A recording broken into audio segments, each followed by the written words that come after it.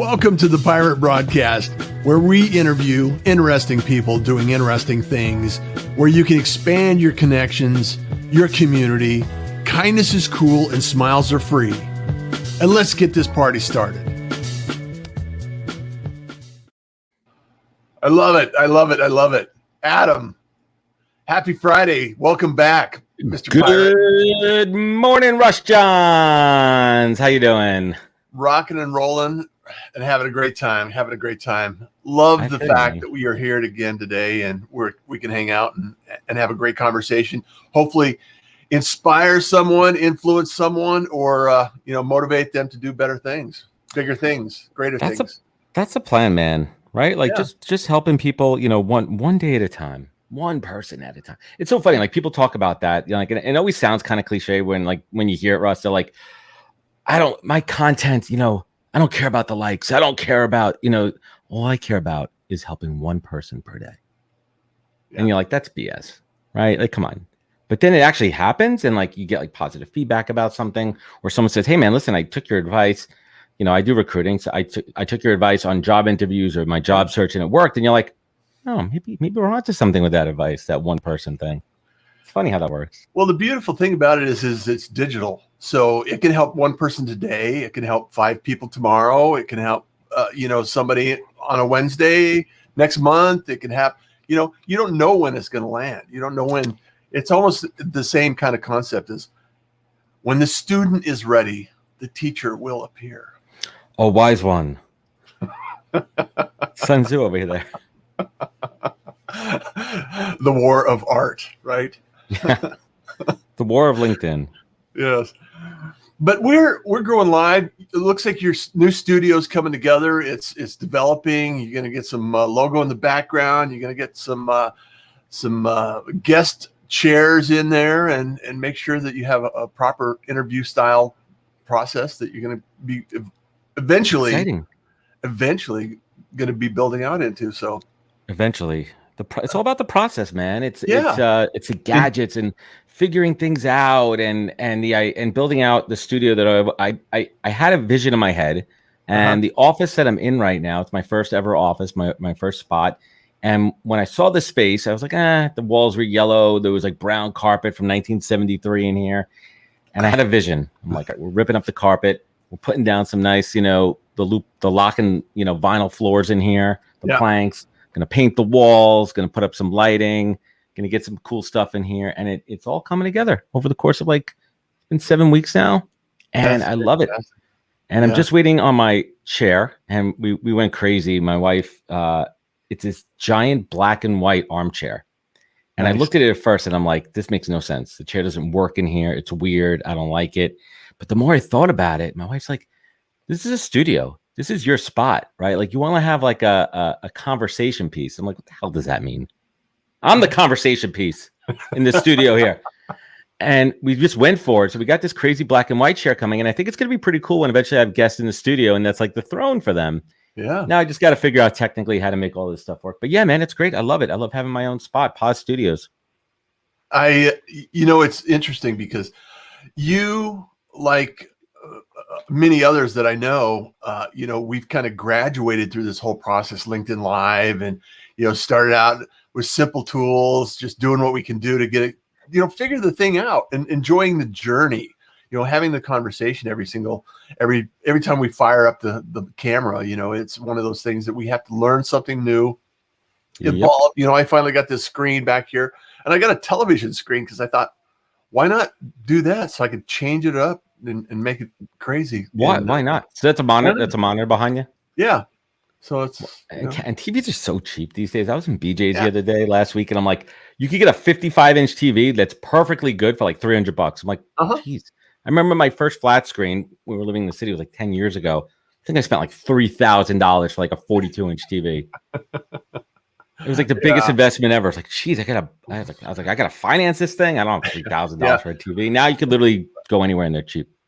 Yeah, and they're convenient and they're light and it's easy to access and fill in and everything else like that. So it's really amazing what we can do as broadcasters. And I was having this conversation yesterday with a couple of individuals about how radio first started, and everybody was huddled around the radio on, Friday night, Saturday night, and listening to the storytelling episodes that take place.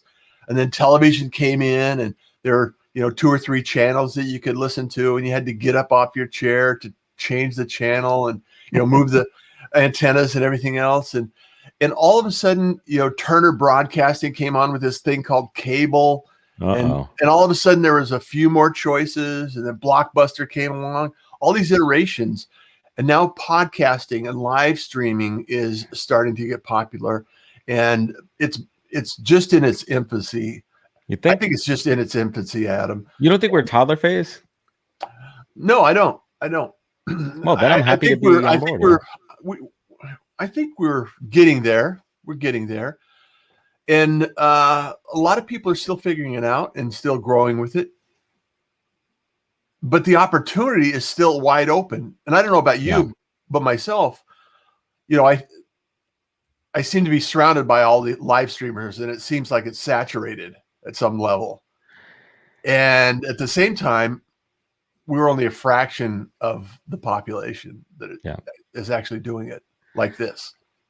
I like to believe that the cream will rise to the top. I also believe that with any kind of new emerging technology and platform, lots of people are going to try it.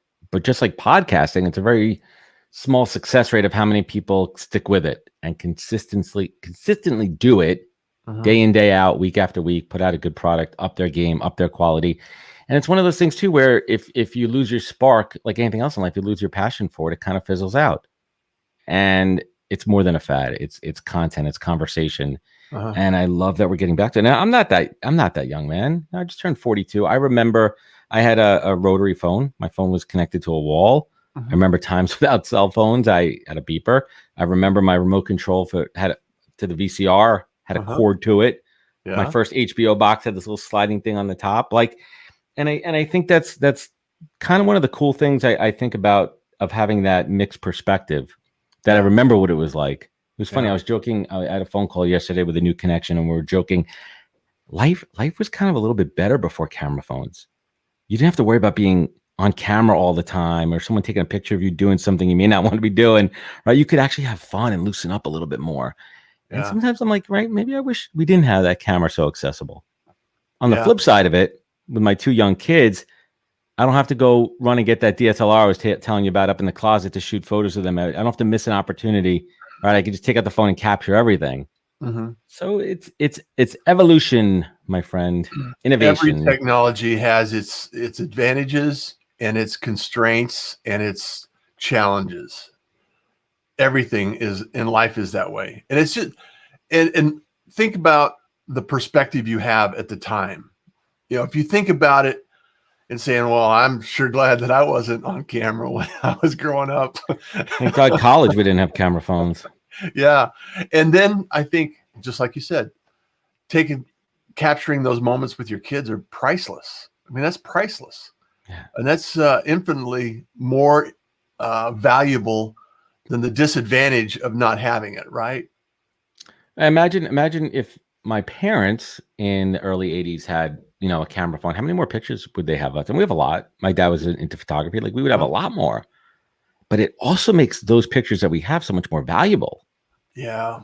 Now how hard it is now when we have to sort through pictures. It's got my 2.5-year-old's nursery school photos, and we're sorting through like 40 of them to pick out one good one. I'm like, this is tough, man. Right? I remember, because I was big into photography, you actually had to get film developed. Yeah. It was an entire process. Right, you had 36, 35 photos, right? If you were lucky on there, and you had to be selective about when you push that plunger on the camera. Yeah. Yeah. And now it's just like, you can take thousands of photos in a heartbeat. So Adam, tell us how you've been since we were last on the Pirate Adventure. What's been going on in the world for you, COVID, everything that's going along with the man. Give us an update. Yeah, so it's been an interesting journey. We'll rewind it to the beginning of 2020. My business was going well, things were going great for me. In a good direction. And then COVID hit, and I had to cancel my trip to Austin for South by Southwest, which I go every year. It's my number one business development activity. 4 days, I could pack in, I can meet as many people as I need to, make some incredible connections. I was like, oh, what am I going to do now? I lost a couple of clients that just cut hiring. I do recruiting, so they cut hiring. I knew that was coming, but I still had my core client, which accounted for at least 75% of my business. And they kept hiring, they kept things going, they kept me afloat. But I had a little bit more time on my hands, Russ. Yeah. And I'm not going to lie. There was a point where I was worried. I was definitely concerned. But I had a conversation in mid-March with one of my favorite and best mentors, a gentleman by the name of Joe Mullings from the Mullings Group down in Miami, 30-year recruiting industry vet. He's built a multi-million-dollar recruitment business, but on top of that, also a media empire. And he's kind of my guiding light and my beacon as far as all things, being able to have a concise company that includes the media side and the recruiting side. They work together. It's one core product. But he said something to me really important, Russ. He said, you have to make a choice right now. You could either curl up in a ball and die right now during this pandemic. Not literally, but you could really, your business could curl up in a ball and die. Metaphorically. Or you could rise up, take this challenge, and be invaluable to your clients. So when there's not that opportunity to have your hand out asking for business, how could you continue to provide value for them? And that's exactly what I did. I doubled down on that. Yeah. I looked at every opportunity to assess their business, provide free strategy, free consulting, help them out any way I can, with the idea being that when we come out of this thing where we are now, all those seeds that I planted, we're going to be sprouting and growing. And that's exactly what happened. Content side, quadrupled down on it. Tons of content, up to production, did a rebrand, invested in this office. And I did something else really interesting. And I'm pretty open to talking about it. I took advantage of an SBA loan. It came my way. It was a decent loan. And I took a good portion of that money and I reinvested in myself, Russ. I invested in executive coaching with a former client of mine who is at a level that I aspire to be at. He understands the media side. He understands the business side. And he taught me the fundamental pieces about business development and some of those infrastructure pieces that I didn't have as a business owner, as an entrepreneur. So I was able to reinvest in myself, up my game, and really learn how to scale the business. So if it wasn't for this pandemic, I'd probably still be doing okay, but business as usual, I wouldn't have been able to elevate to where I am now, where I am projecting to hopefully be double where I was last year, pre-pandemic. So while there's been so much suffering and pain and everything, I am thankful for the pandemic. It's brought me closer to my family. My wife has never been home as much. She's had the opportunity to spend more time with our kids, to actually watch them grow up and not miss it. And it's brought us all together. But I think most importantly, Russ, for all of us, we've been forced to really think about what is most important to us because we've trimmed the fat. Yeah. We haven't been able to hang out. Listen, we miss a lot of friends, but we realize who's the most important to us. Who are we going to let into our world right now? Who do we trust? Yeah. And it's brought us all together. And I really hope we don't revert back to a lot of the old ways. I really hope that we cherish those things that are most meaningful to us. Yeah, I don't necessarily want to go back to the way it was. I would like to see an evolution in improvement in the way we produce and we have connection and we actually make sure that we go out with intent in helping others, making sure that we do something that is considerate of others and have a little bit more empathy in what others are doing along their journey as well. Because like you said, surround yourself with a couple of people that you really look up to, you respect, you can take advice from, you can take some guidance from, and continue to improve every single day. That's what life is about, is what can we learn from it? What can we grow from it? And not every experience is going to be a good experience, an experience that we would want to have repeated. However, some of our life experiences, some of the best momentum experiences that propel us into the future are the ones that are the most painful. And the other big, well said, my man. Your wealth of wisdom over there. The uncertainty, right? The uncertainty has been the real curveball here. The cancellations, the expectations, and I think it's actually changed our perspective in how we kind of view expectations and how we manage them in our head. I'll give an example. We decided with some friends to like, let's do this. There's our COVID bubble. Let's book a trip. Let's take a road trip. And things got canceled last second. COVID scares, losing deposits, trying to figure things out, kids quarantine, people getting COVID, canceling plans. It's just been a shit show, man. And like, you kind of just have to go with it. And another cliche that I hate, but I'm going to say it is, with COVID, you expect the unexpected. Yeah. Yeah. There was a COVID scare in my wife's office this week. It throws everything for a curveball. Like, it's like, we're going to get through this. We're going to get through this. It's going to make us stronger. And I just really hope as a country, as a people, that we remember these lessons. But we're seeing it now, man. And not to politicize anything, but like, even now with things opening back up in certain states and certain areas, like, I see you just went back to where you were before. You didn't learn anything, did you? Insanity. Hey, I want to give a shout out to a couple of people. Wendy, what's up? I think she's been chasing you down too, Adam. So I'm not hard to find. Yeah. It's going to get on my radar. Wendy says, welcome to the Pirate Posse, Adam. So thrilled to welcome you aboard. I'm an old pirate. I've walked. He's an old pirate. Tracy, love the producer. She's the producer of the show. Thank you so much. Good. She's on top of it. She is on top of it. And that's important to have a good team behind you. Absolutely. You got to have a team. Kenyatta Turner. You know Kenyatta. Yeah, what's happening? Good morning, Russ Johns, Adam Posner, fellow pirates. Pirate Broadcast rocks. Love you, Kenyatta. Thank you so much. Kathy Spooner's here in the house. Good morning, Kathy. Pirates. That's what I like about StreamYard. I like pulling in the comments. Yeah. And Sherry Lawley's here.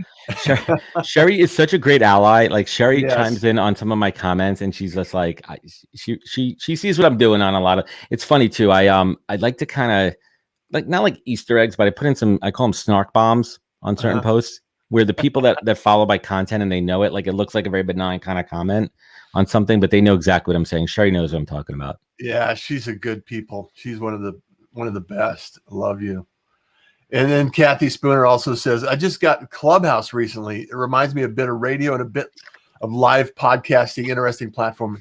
Still very, very new to it. Mm-hmm. I got some mixed You got any thoughts on Clubhouse? I mean, I have some thoughts, but yeah. So I am either all in or all out. There's no kind of in between with me on Clubhouse. There's times when I host a weekly show because I like the format, but it's a bit much. It's a bit of a time suck. I think it's a platform where a lot of people who already have loud voices, sometimes not too much to say, now have a soapbox to stand up on. So like with anything else in social media or any type of content, it's up to the consumer, the listener, to decipher and find the right rooms, the right conversations to listen to filter out a lot of the noise. There's a lot of me happening on there. But on the flip side, I sat in on a couple of amazing conversations that I would never have. Yeah. Bill Gates, Mark Cuban, right? Like Elon Musk, like live conversations with them. That is the cool shit. That is cool. I'm in on it. And I've also hosted rooms before where I've had some incredible conversations, really emotional, really meaningful. And on the flip side of that, we've had some really good learning, like really tactical, actionable kind of stuff. And then there's just nonsense on there. So you really have to filter it out. The problem I have is it's a time suck. I could go on LinkedIn, scroll through, be done in a couple minutes, but Clubhouse, you got to invest, you got to listen. And I'm not like kind of a listen in the background kind of guy. Like, I need to like pay attention to what I'm listening to absorb it. Yeah. The format itself is interesting. People are like, oh, why don't you do your podcast on there live? I go, well, I don't have the equipment to record it. I got the Rodecaster. I haven't done any of that stuff yet. I don't know. It's weird, but I've also pulled in some pretty big audiences. I had a room a couple of months ago. Grant Cardone came on, and there was all of a sudden it jumped to like 1,200 people. That's a big stage you're playing for. Yeah. So I got mixed thoughts. What are your thoughts, Russ?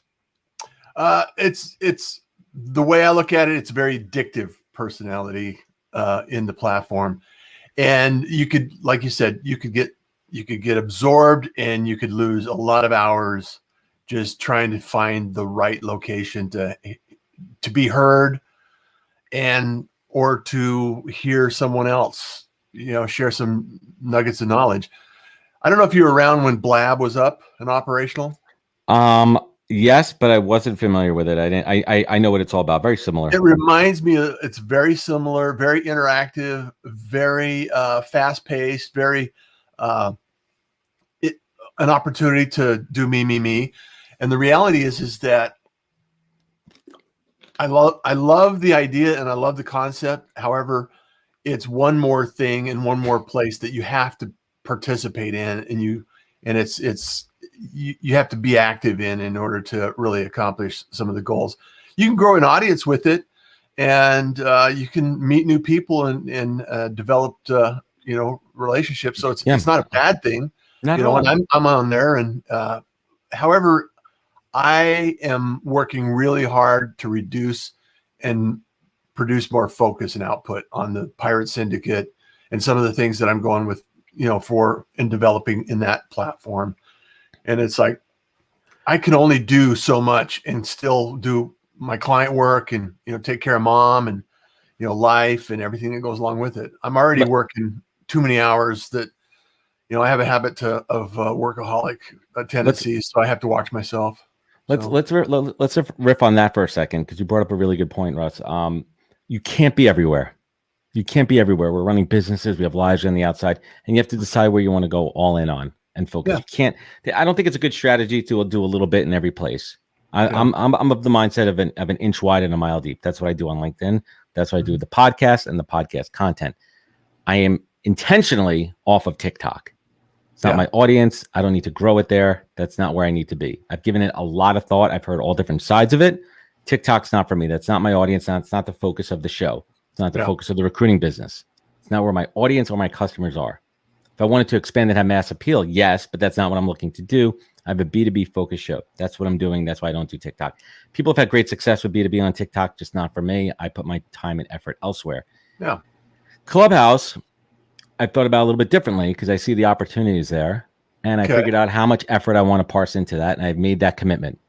My once a week hour show.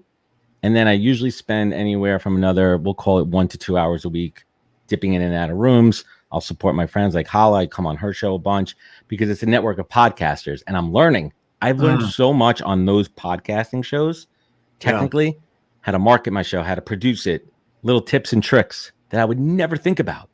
That is the value. And I stay focused on those rooms, and I stay out of the who wants to be a dog millionaire, billionaire rooms, right? Like the connect to connect rooms. I don't need any of that. No. So you stay focused, right? And you do the due diligence, and you find out where you want to be.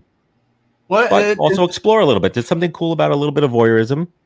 Sure, absolutely. Maybe checking out what's going on. And happy accidents as well. Meeting, like Elon Musk and Bill Gates and, having conversations with Mark Cuban. Yeah, it's crazy. Or listening in on, that's fascinating. That is life-changing for someone. That can be massive improvement in what's going on. And it's still, with 24 hours a day, we only have so much. And having the time or the effort or the energy to invest in those sequences of, something that might happen, you just got to decide. It's like a scratch off lottery ticket. Decide what's going on. Sherry Lawley says, if we are drawn to a personality and cadence, find value in the questions we return. It's like a fortune cookie. That is a fortune cookie. That's beautiful.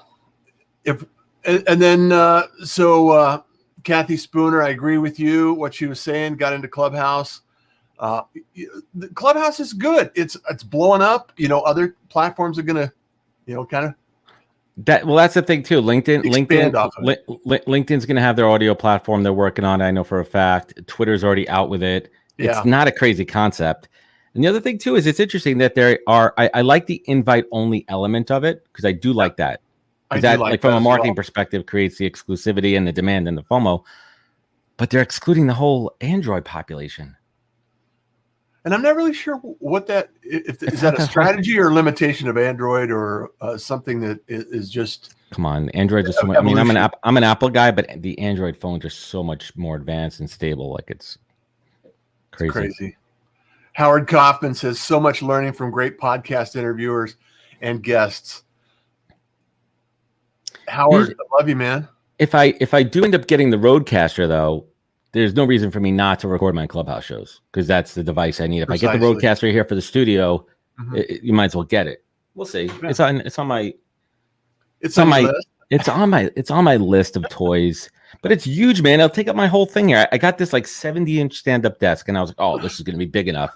And then this Roadcaster comes along, I might build a shelf out over here. I might have built like a like a control center for the Roadcaster right here. We'll see. Yeah, you need an entire console. You need a moving stand where you can move it around. Oh, well, this thing, I have a moving desk here. This is cool. The moving desk is pretty cool. I mean, I could go higher. Look, now we're at maximum height, but it goes down. Yeah. There we go. Yeah, it's great. Nice. Toys. Gabe says, "What's up, bud?" Gabe, where have you been, my man? I know Gabe is taking a little break. I know he's kind of clearing his mind, clearing the air. I hope you're good, dude. You know my favorite people. Gabe's Love the you, man. Gabe, see what's cool about Gabe is an OG live streamer, and he really, I learned a lot from him. His style, his approach. It's really cool relationships where people could learn from each other, where it's not just mentor-mentee, right? Like it's not kind of one-sided on that. Travis Lackner, like these guys are just, and some of the live streaming stuff that's happening with Twitch is incredible. Oh, it's insane. My boy Travis, like he just like multi-stream music, special effects, and everything. So we're working on a show. I'll give you a little exclusive. Yeah. Okay. It's May 12th, and the name of the show is called Unsolicited Advice. Travis Lackner is going to produce it. We have Jonathan Palmer. Okay. And we have Justin Reynolds as well. Maybe a little Luke Matthews. And the show is going to be called Unsolicited Advice. We're working out the format. But basically, here's the concept, Russ, and we're working on it. People call in or message in, and they ask for advice for other people that didn't ask for it. And then we answer those. So it would kind of be like this. Hey, Russ, what advice would you give Gabe right now to do something better? And he's like, I didn't ask for that shit, right? Like, and so we're gonna and the idea is to do a live stream and then turn it into a podcast, because I'm at this stage now where I want to try a different podcast. I want to do something completely different format than the podcast, something fun, something out there, something where I could push the boundaries of the conversation a little bit more and just be freeform versus I'm doing the podcast, which is and that I love that idea of because you have your foundation, you have your show.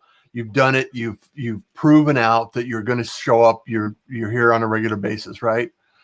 So now you got to kind of twist it and say, okay, what else can I do with this platform, this media, and this art form? This expensive mic. Yeah, I got to show off my mic somewhere else. I got a new audience, right? I mean, it's a centerpiece right here. Yeah. So the reality is you have this opportunity to do that, and so you can actually go out and grow. And what I decided, it was my birthday last week, or happy birthday. Yeah. And so I said, I'm going to create a track a day for the next year to see what I can learn and grow into. And so I've been doing that. And so I'm evolving back into the music career. Yeah. Pulling that in for the creative aspect of it. And also, it's just kind of a shift in my brain, how how my thought process is and what I can do with creativity. And I think continuing to do that in your life is you're learning every day, growing every day, learn something new, create something new, help someone out is an easy way to just live every single day. So, amen, man. Creating is fun. Creating is what keeps me sharp. If I didn't have this show, I don't have a creative outlet, Yeah. Kathy Spooner says, time suck for sure. A lot of loud voices looking for the quality rooms. Talking about Clubhouse still. He did a great conversation with Grant Cardone. Thanks. Yeah. That was a fun interview. That one took me interesting. I'll give you a little backstory on that one. So I was doing a Clubhouse room with David Breer, and Dave used to work. Dave's awesome. Yeah, Dave's a good dude. Learned a lot from him, and him and I were just riffing. We had a good room. There was 25 people in there, nothing crazy. And he pings Grant in because he used to do some work with Grant. All of a sudden, the room blows up from 25 people to almost 1,000. And all of a sudden, I'm literally right there with Grant Cardone, and I shifted into full podcast mode, and I just knew what to ask him. Yeah. And I hit him hard. I hit him with a couple of questions. Great conversation. And then I knew that I had an opportunity right there to ask him to be on my show. Now, he's not somebody I was never even thinking about as a guest, but when you have an opportunity like that, you got to ask. So I struck. Of course, he's going to say yes. Who doesn't say yes to the pause? And next thing you know, I get him booked on the show. But they said to me, they're like, he only has 15 minutes, and I'm like, shit. Like, I do a long format show. That's all I know. I build up into it. I ask questions. I build a show. Yeah. I build a flow. Now I have 15 minutes. So I'm like, what am I going to do? How am I going to get that gold out of him? How am I going to get those nuggets? So I came up with this idea. I go 10 questions with Mr. 10X. And the first couple of questions were about his Discovery Channel show that he was doing and everything. And they kind of like peppered me to ask those questions. So I was going to be a good sport. We got to promote his show. Sure. And then I just went off into pause questions. And yeah, I got out what I wanted to get out of him as best I thought I could. But looking back on the show, like I was kind of down on it immediately afterwards. I was like, maybe it wasn't my best stuff. And then I went back and I listened to it a few times and I'm like, I did pretty damn good on that. I got what I want out of him. But the other key takeaway was it forced me to step out of my comfort zone. It forced me to come out of my comfort zone as far as what my show is, because after 150 shows, it's a crutch. Yeah. There's my flow. It's what I'm comfortable with. Now I got 15 minutes. And I got to bang through 15 questions, like 10 questions. I got to keep them on track. I got to keep them there. I know we're on the clock. I know we got to cut this off, but I still want to keep the essence of what I do as a host. And it forced me out of my comfort zone. Out of your comfort zone. Here's another one. Switch to YouTube. LinkedIn feed not working. I've had such trouble with LinkedIn Live. What is up with that? It doesn't always like resonate with people's things, but hopefully in the new creator mode, I think you might be able to do some stuff. Gabriel says, I do enjoy getting on Clubhouse, but I don't want to take on a heavy load. I go there to have a place to relax. So, and here's another interesting thing too about Clubhouse, why it's succeeding right now, because everyone's in isolation and quarantine. When we get back to life, are people going to be sitting around their phones all day on Clubhouse? No. Yeah. It's crazy. And I know we're over time already. Angie says, hello. Love you, Angie. Thank you so much for being here. Gabe, such an awesome concept, Adam. Wendy says, Gabriel Leal brings the nonsense and some new awareness. Yes, sense. Mike Baker, seize the opportunities that arise. Push yourself to reach your potential in all areas. That's right, Mike. Filling life. Absolutely. Howard Kaufman, good morning, friend. We got a great community here. That's what it's all about, man. It's always Mike Baker, always to be open to insight and inspiration, to gain understanding, to find value in the information, seek to learn from everyone, and no one is smart as everyone. Amen to that, brother. So at this time went quick. It went quick, Adam. Always does. So, we could talk all day. Some of us I know. I should. I got to recruit. I got to get back in. Today's a in the trenches day. Got to put on my work jacket, get those overalls up, get on my boots, and I got to get in the mud today, Russ. So you're gonna build out your studio. You're gonna increase and improve your show every single day. You're gonna go out and recruit and help a lot of people out. That's anything else on the horizon for Adam? Oh man, just building and growing and taking a deep breath. And it's been really kind of interesting to watch these seeds that I planted in the last couple of years grow. And it's really interesting to see the seeds that I planted over 20 years that are growing into trees right now, fruit trees. Yeah, producing fruit. Oh, yeah. Well, I love you, man. Thanks, you so much for coming back. You're welcome anytime. Always. I'm coming up on 400 episodes and I'd love to have you. You're an inspiration, man. You're an inspiration. I remember you're one of the first people I had on my podcast. You're one of the first live shows that I did, and just learning. And I think that's the mindset to have, like always be learning, always improving. Yeah. You could always be better. I would not be where I am as a host, as a technical broadcaster without learning from folks like you and Gabe and Travis. Yeah. I couldn't do this stuff. This isn't natural to me. It's getting there. You bring a lot to the table. You bring a lot to the community, and always welcome to have you on the show as well. So thank you so much for having me. Thank you, everyone. Thank you so much for being here. Love you all, and have a fantastic day. Have a fantastic Friday and a wonderful weekend. And if you're listening to this in the future, like, comment, and share, and all the social activity that goes along with that, all the shenanigans that allow this thing to take place and grow. And always reach out to Adam. He's a pirate. Say, hey, I want to connect. I'm a pirate too, or I'm in the pirate community, and you know the rules. It's only because kindness is cool, smiles are free. So you enjoy the day. Take care. Thank you. thank you for joining the Pirate Broadcast. If you found this content valuable, please like, comment, and share it across your social media channels. I would love the opportunity to help others grow in their business. The Pirate Syndicate is a platform where you show up, we produce the show. It's that easy. If you want to be seen, be heard, and be talked about, join the Pirate Syndicate today.